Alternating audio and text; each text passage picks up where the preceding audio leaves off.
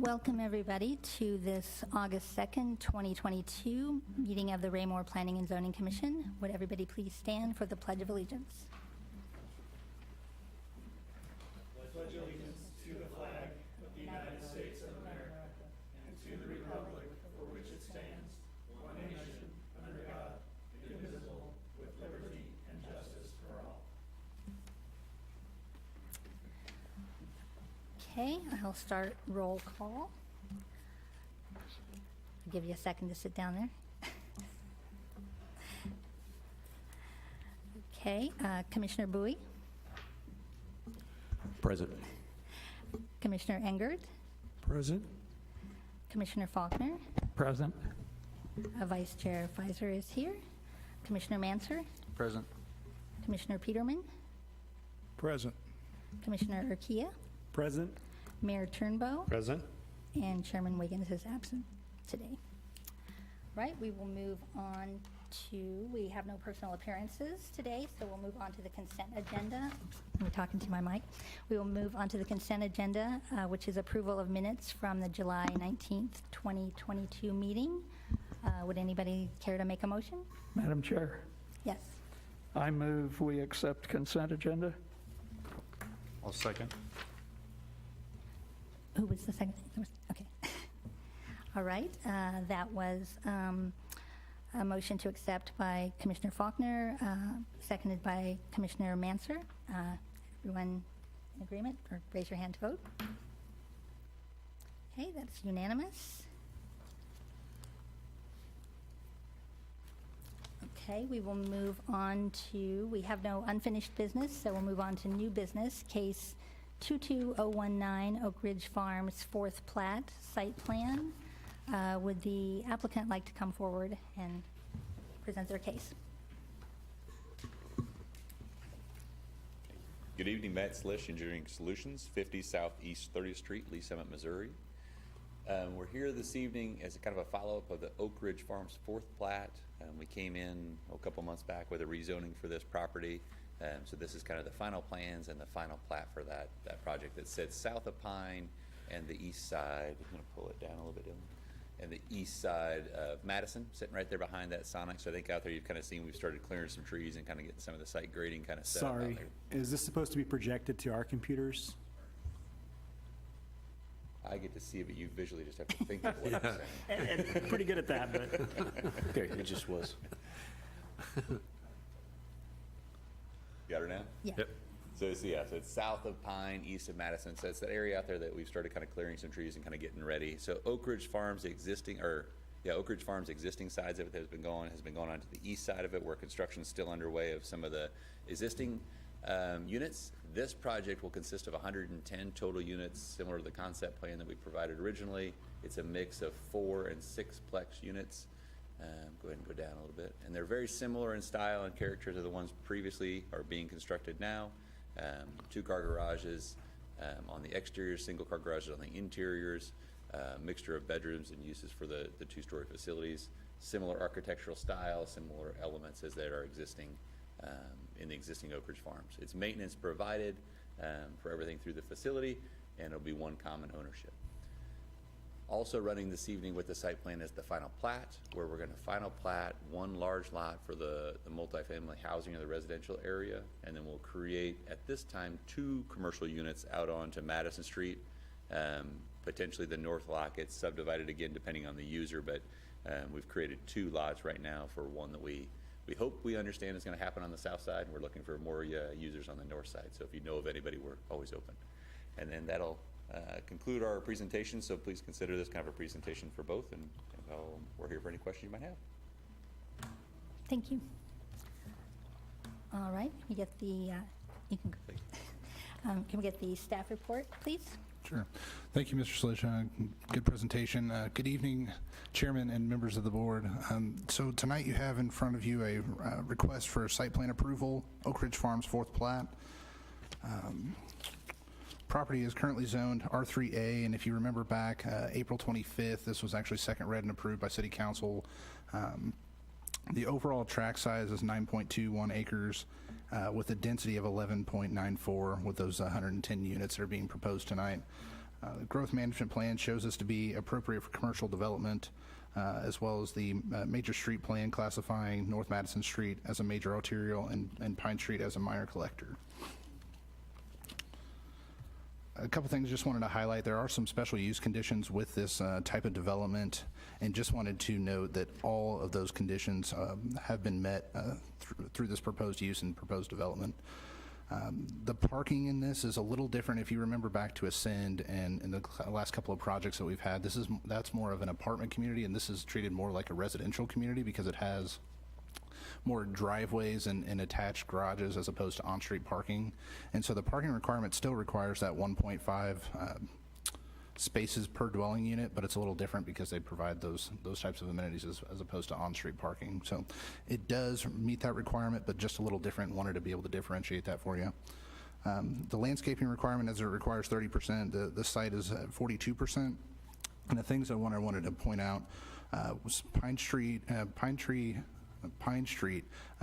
is going to be required to have those trees be maintained. There's already very mature trees and act as a buffer already, and so that was one of the things that the developer will be required to do and provide. There's also a screening requirement to the northeast where Heritage Hills and this proposed development meet, as one is zoned R2 while this is zoned R3A. Pedestrian access is going to be primarily through Pine Street, and this will act as really the main focus as it connects the interior to 5-foot sidewalks, but there's also going to be an 8-foot walking trail along Pine that will connect. Right now, if you go out to the site, there's a gap between North Madison and Pine Street, and so this will actually create that connection through a walking trail. One of the couple things that I wanted to mention is in April's rezoning, there were 2 lots that were still left to be zoned C2 commercial, and that's the lot 59 and 60, and so those will actually come back before this body if there's a future development for site plan approval and final plat. Well, the final plat will then be done, so it'll just be site plan approval. The school district was also contacted just as this was a little bit more of a higher density use, and just wanted to make sure that this wasn't going to impact them in a negative way, and they're okay. There's no conflicts with this project. Finally, the fire department is requiring a second access, and that's actually going to be between lots 59 and 60, and it's more of a temporary access, just so that they can get in if Pine Street has some type of conflict, but this will actually develop into something when those site plans come in to play, where there will be more of an access point. Let's see.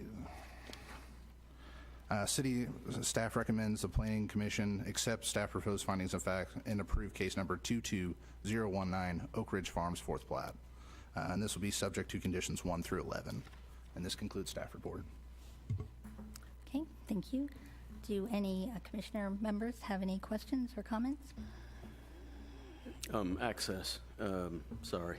No, go ahead. Just a quick question about access. I got a few of them, but I think they may be addressed here shortly. But access is only off Pine Street? Yeah, I looked at I left them at home, but Sure.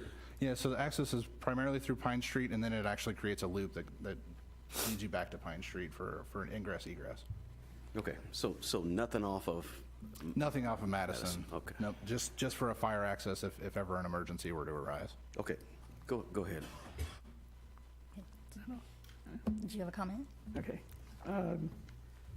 Well, you're doing real well so far. You've already answered the question about why I couldn't find fire access on the map. So,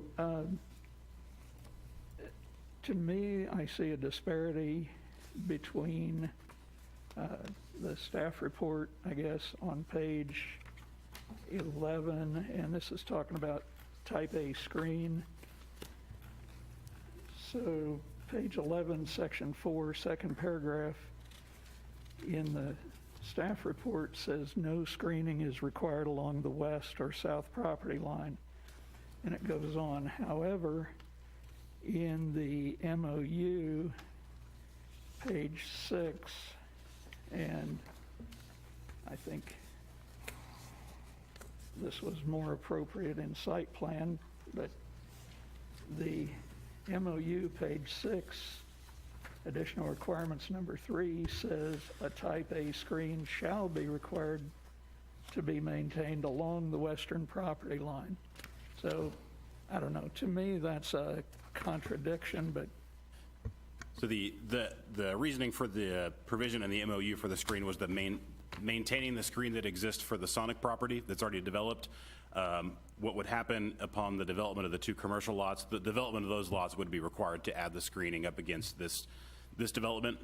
So the note in the staff report was that for the proposed site plan, which is just the multifamily at this point, Okay. there's no additional screening requirements other than what's already there on the Sonic property. And so that'll be, I think the applicant will clean that up a little bit. There's some overgrowth there, but that screening in terms of vegetation will have to be preserved.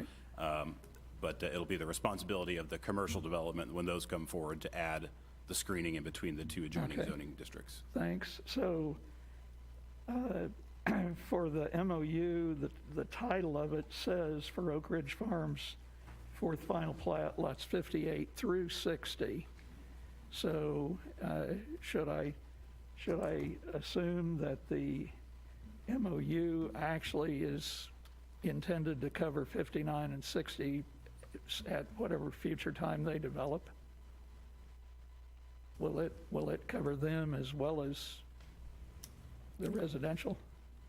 So I guess, are you asking if we should just differentiate it to say 58, 59, and 60 as opposed to 58 through 60? No. 58 through 60 is fine, but, so case 22019, essentially, the way I understand it, is the site plan for lot 58, not for 59 and 60, but the MOU does cover 58, 59, and 60. Is that correct? That is correct. Okay. The way this was set up, that if and when these develop for lots 59 and 60, that we already have a guiding document that shows Right. how this is to be developed and what requirements would be needed, as opposed to trying to make it up on the fly. Yeah, I'm good with that, thank you.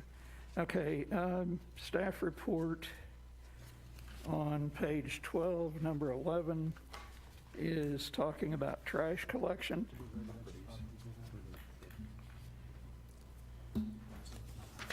And I don't remember ever running into this situation before, but Cut through the parking lot. the staff report makes the statement, individual trash carts will be provided as the city will provide trash service for the residents, which sounds fine, except I'm wondering, these are private streets. So Constable Sanitation will be cruising into the subdivision, private streets. It's a new situation to me to have public trash pickup on private streets. Can you make me more comfortable with that? So typically in our conversations with Constable, it has to do with how the carts are accessed. And so I'll tie it back to the example of the Ascend project we looked at our last meeting.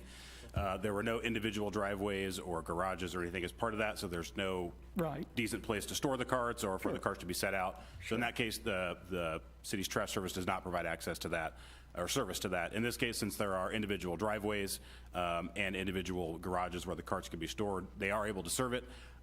I'll give the example of the Point at Raymore, which is there on the east side of town. Right. Grant Drive, that is a private road which is served by trash service. Okay. Chateau Place. So it's not uncommon. It more has to do with how the carts are accessed and stored and serviced as Okay, opposed to that sounds fine. I just didn't remember ever having a discussion on that.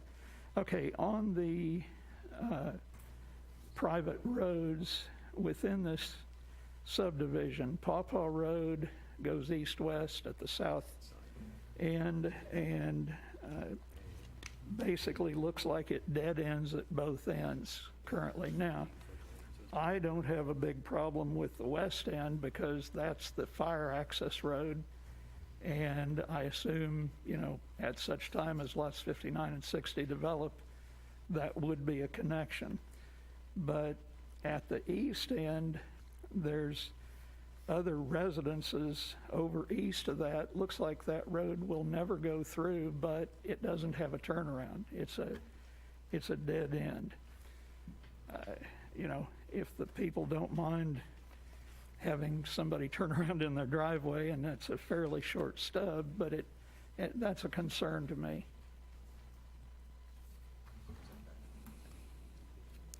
So I think that was more or less for fire. So anything, I believe it's under 300 feet, they're able to just reverse and turn back around, but that also helped the Yeah. developer try and get that extra unit in. But I don't know if that's something where maybe you request that and see if the developer would be, Well, it's pretty tight. It's pretty tight in there, so looks like developer has a comment. So, yeah, I'd like to hear. from a safety aspect, typically, the fire department doesn't care as long as that stub's not longer than 150 feet. So we met that we didn't need the turnaround. And then from an access standpoint, to get those driveways, that they could come out, easily, Sure. it seemed that that didn't make sense. So it was more just the added turnaround asphalt place. It wasn't narrowly necessary. That it's unlikely that someone would go down that street mistakenly, because it's short enough that they should be able to identify the end of the street piece of it. So that's kind of why we just didn't do the asphalt and the turnaround. It was just more for access for those units that are there. The street is 28 feet wide back in that area, so it's more than adequate to be able to maneuver through there. But, yeah, it's just we're not in love with the big sea of asphalt sitting in between the units, so. Right. Yeah, I can see it. Frankly, I'm comfortable that you put some thought into it. Yeah. I didn't really think it was an oversight, but when I looked at it at first, it was like, oh, is this a stub that's going to connect? And then I looked to the east, and it was like, nope. Right. Okay, thank you. Matt, while you're there, save you sitting down and getting back up.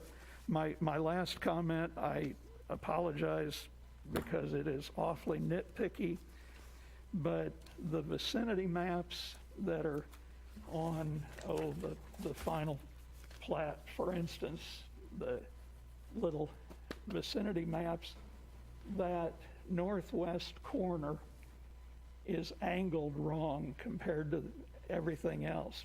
For some reason on the vicinity map, that corner is cut from the southwest to the northeast, but the development, it's the other way, so.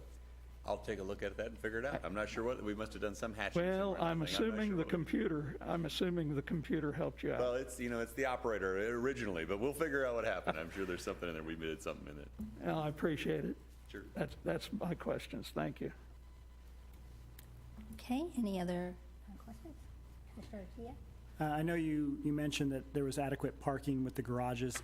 Is there room for cars to park still in the driveway as well as the garage, or? that's correct. There is room for I don't know if it's built for 2 cars or one, so I'll defer to the applicant on that one. But Yeah, so we'll have on 2 of the units, they'll have 2-car garages plus 2 cars in the driveway. There's just 20 feet of space. Then the single car will have a garage space plus 1 in the area. So for all of your 2-car units, you'll actually have 4 parking spaces. And then for all the single-car spaces, you'll have 2 parking spaces. The attempt, I think, would be, and Sean and I haven't gone through this exactly, but typically in a subdivision like this, we would isolate one side of the road where you could not park, and then if we had any street parking, it'd be isolated to ones to get a little additional parking if necessary. And that was going to be my next question. Right, so but I thank think you. there's Was- adequate was parking were out you there gonna- to be well over 2 to 1, which your requirement's Right. 1.5 to 1, so.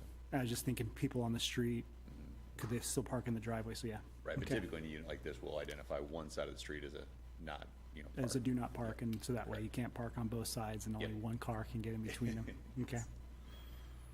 Yeah, sometimes with these type of developments, it gets really crowded in there, just really packed and cars on the street, sanitation is coming down the street and can't get through. So I had some similar concerns, but I think you addressed them. That was all I had. Thank you, Chair.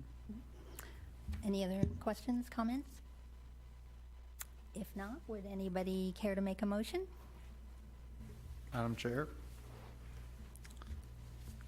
I would like to propose that the Planning and Zoning Commission accept the staff proposed finding of fact and approve case number 22019, Oak Ridge Farms 4th Plat Site Plan, subject to the 11 conditions as presented to City Council with a recommendation of approval. Second? Okay, we have.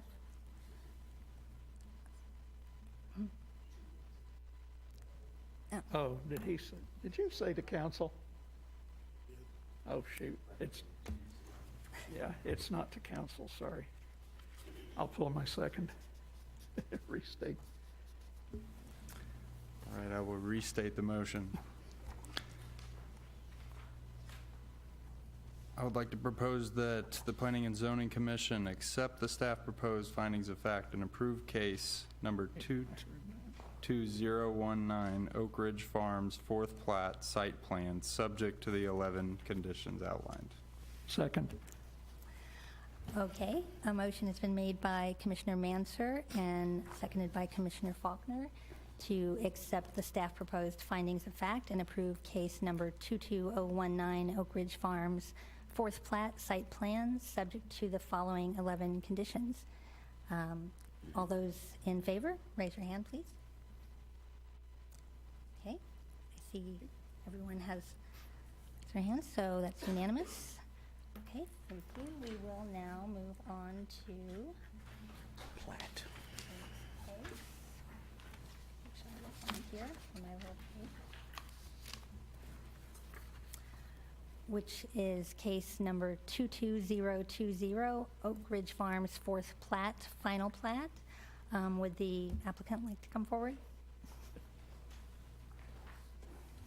Sure. Matt Slish, Engineering Solutions, 50 Southeast 30th Street, Lee Summit, Missouri. So we covered most of this in the previous presentation. Essentially, we're creating one large lot for the residential community and then currently two lots for the commercial out on Madison. So we'll keep it short, and if you got any questions.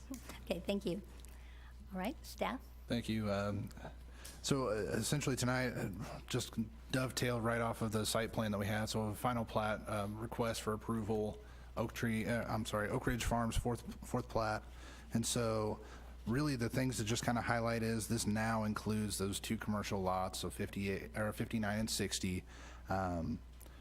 The one thing I wanted to just kind of reemphasize is those really the Pine Street will still have that the trees preserved along that street, and then site plan approval will be required for those two commercial lots. And so that'll be when the screening starts coming into play between the commercial and residential pieces. So staff will be here for any questions that you might have.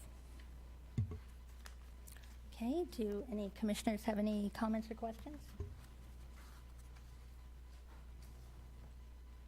Madam Chair, I'd like to go ahead and make a motion.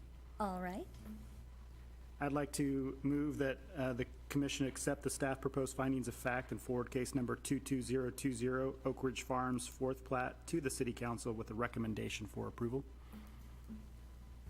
Second. okay. We have, Sorry about that. sorry, just a second, my page went away. Getting it back here. Okay. Okay, we have a motion from Commissioner Urquilla, seconded by Commissioner Bowie. Did I get that right? Got the right person? So to accept the staff proposed findings of fact and forward case number 22020 Oak Ridge Farms 4th Plat to the City Council with a recommendation of approval. All those in favor, raise your hand.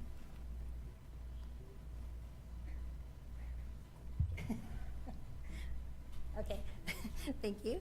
Right, that's 7, so that's 8, that's all of us. All right, now we will move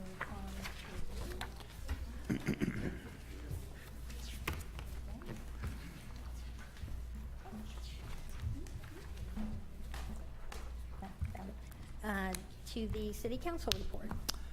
Thank you, Madam Vice Chair. Since the last Planning and Zoning Commission meeting, which you all held on July 19th, 2022, there has been one legislative session for the Raymore City Council. During the course of that meeting, there were 2 items of interest for the Commission's consideration.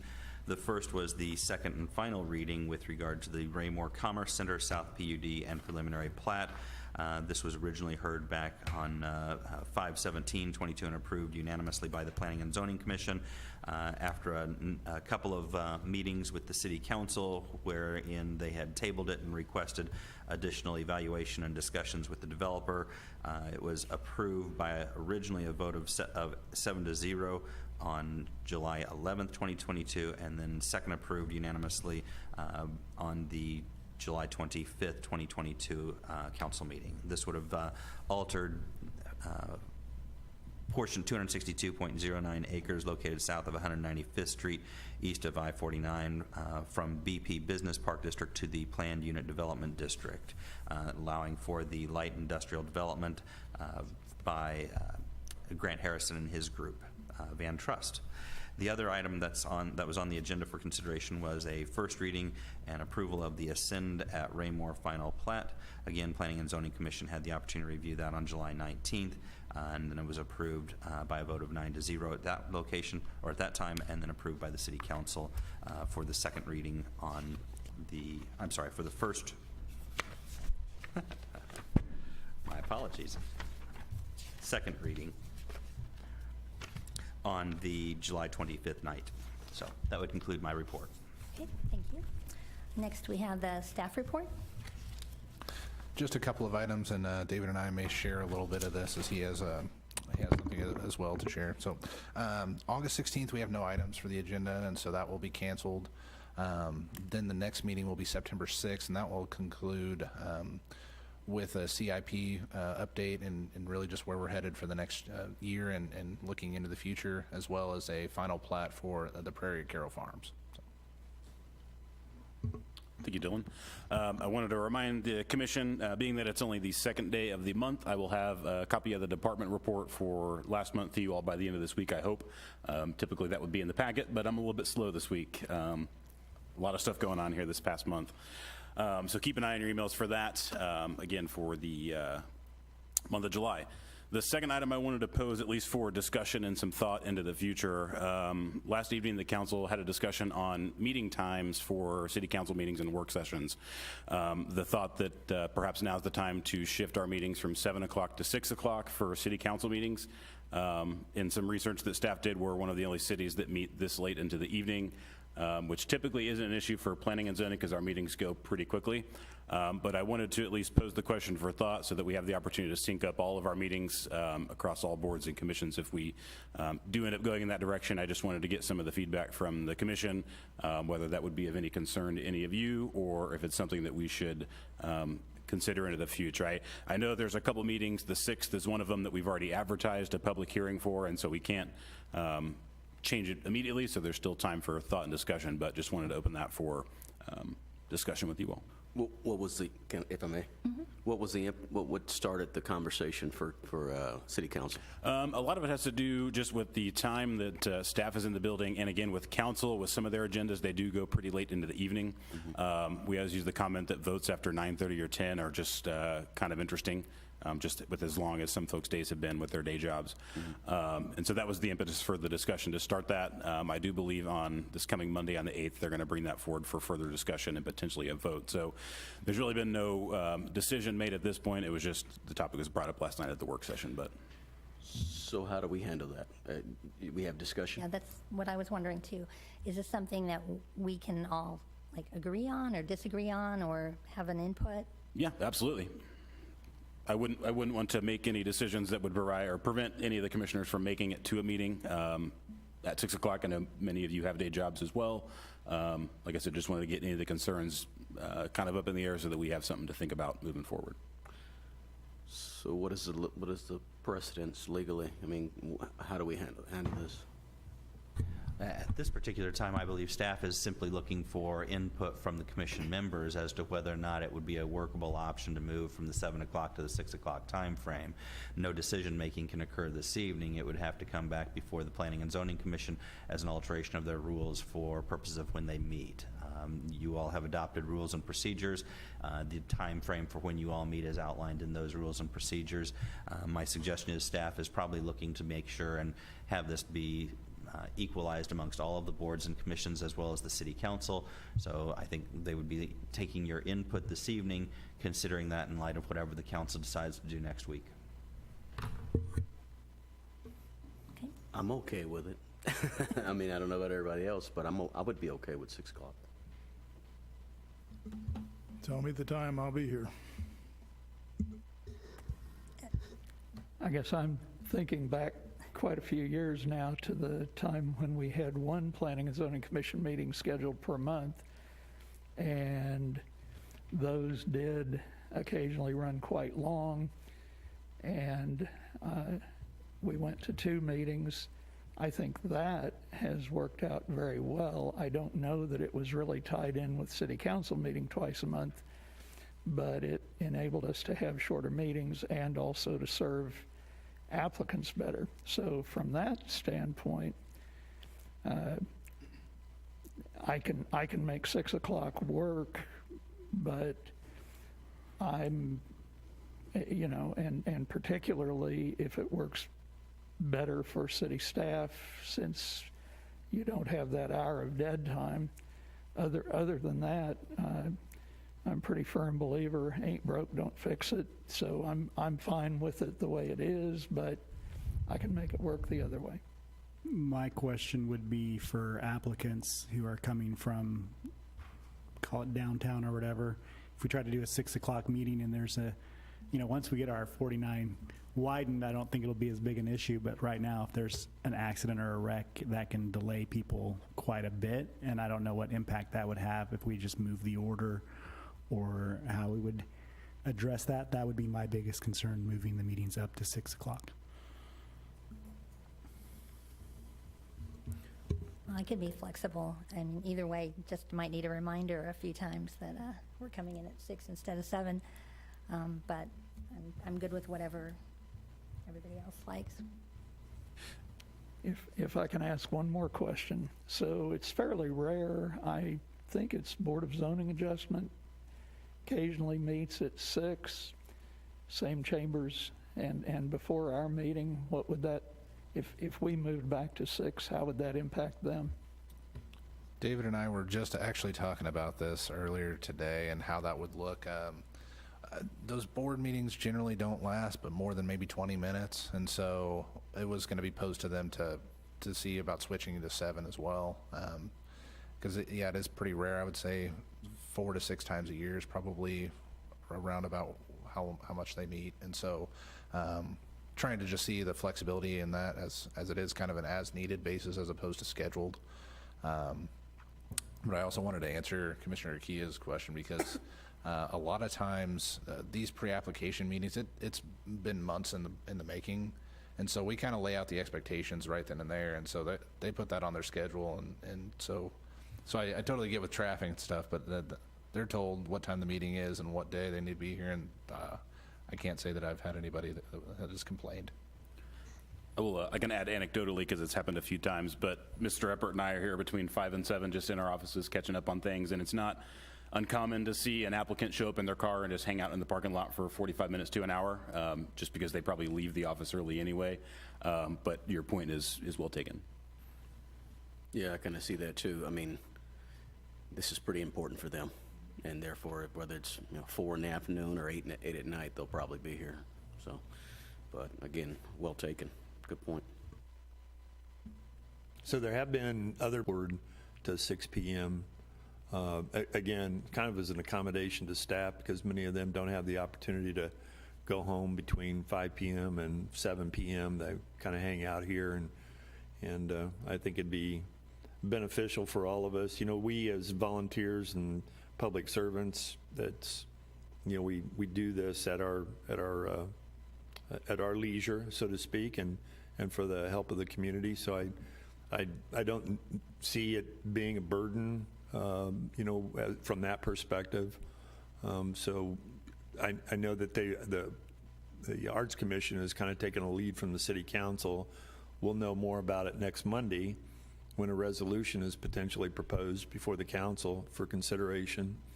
But there was talk about that all over the charts with them at the work session last night. So really don't know how that's going to go. It could be a fairly close vote on that, but there's some members of the council that see 6 o'clock as an advantage and others that see it as a disadvantage. So we'll just kind of play it by ear, and if you guys want to take the lead off of them, we can, I think, just talk about, there's already been a lot of personal comments here tonight about your feelings about it. Some have, could go either way. Some of them said, well, it'll work. So I think, we can kind of take our lead from the council if you want to do that. Wait and see what they do next week. But we don't have to. I mean, we can make a decision one way or the other, right? I mean, Without the council? Yeah, without the council. Yeah, yeah, it's just a matter of changing our policies or our procedures, meeting procedures. Yeah. Yep. So I think as long, I didn't hear any strong objections, that you all are open to it. So like I said, the next meeting has already been advertised, so we won't be changing it anytime soon.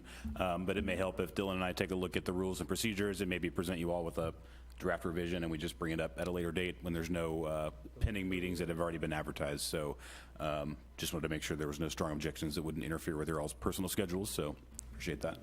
Just real quick, so, I mean, all these rules and procedures exist for a reason. You know, the meeting was set for 7 o'clock, so I think, you know, not only in this commission, but maybe the city council should also think about what was the purpose of that 7 o'clock start time. That's all I have. I have no problem either way. I can be here, so, thank you. Okay. Oh, I'm sorry, go ahead. Okay. All right, we'll move on to public comment. I don't see any public, so I think that's going to be pretty short. So we will move on to commissioner member comment. I will start at this end with Commissioner Bowie. Thank you all for your time. A quick question for you, and maybe I missed this, but is there some sort of flow chart for, you know, site plans and all that? Is there a flow chart for that you guys maybe work from that we could be privy to? I looked at my package, I didn't see anything. If there's something like that might be helpful for members of the commission, that might be a great thing to think about doing. Sure. I'd say fortunately or unfortunately, how you look at all that stuff is kind of baked into Mr. Eppert's in my head, but we do have the development guidebook that we update every year that has each action that or application the commission would see and the steps within that. So I can email that to the commissioners, or you can have a physical copy that we can print out as well. But Yeah, I'll make note to provide that I to think you. an email would be good enough, and just kind of, you know, for our own education, you know, new members, old members, et cetera. I think that'd be something, you know, that would help us out. I mean, at least me. I don't know about anybody else. No further comments. Thank you, Okay. guys. Have a great one. Okay. Commissioner Menser? Thank you to staff, and just wanted to shout out you guys showing up to community events. I think that's great, showing your face and being part of the community. Okay. Commissioner Peterman? Staff, keep up the great work. Commissioner Faulkner? Thanks to staff. You guys are short tonight. Commissioner Enger? Thank you, staff. I appreciated your hard work and effort. Good packet this time. I could tell it was interesting because I couldn't close my front door when they put the stuff between my doors on the end. And then finally, I'd like to thank Madam Commissioner now for her 37 minutes of professional Thank you. leadership as we went through, so thank you. Okay. Commissioner Urquia? I'll echo that. Good job this evening, Thank you. Commissioner Pfizer, Chairwoman Pfizer. Always appreciate the staff and all you all do. I am a little hesitant to let you guys get home earlier. That is one of my concerns with the time change. I just want to make sure that gets in the minutes. But thank you for all you do. Mayor Turnbow? Yep, good job tonight, Kelly. We have an important item on the agenda today at the ballot box, and we're hopeful things go well this evening with the count, and we'll see how that proceeds and how Raymore can add city services to the overall process. So we're excited about that. Great turnout today. I think around 5 o'clock there was kind of an impromptu count taken of the 3 voting polls, and there was about 4,500 voters. That's 3,000 more voters that voted in the last April election. So it's turning out to be a pretty good turnout today. So it'll be an interesting turnout all the way around. I'm hoping things go well for the city, and we get an opportunity to add city services. Thanks to staff for everything, and that's all I have. Okay, thank you. And I'd like to thank staff, and I'd like to thank all my fellow commissioners, and I got a cookie on my desk today, so that was pretty cool.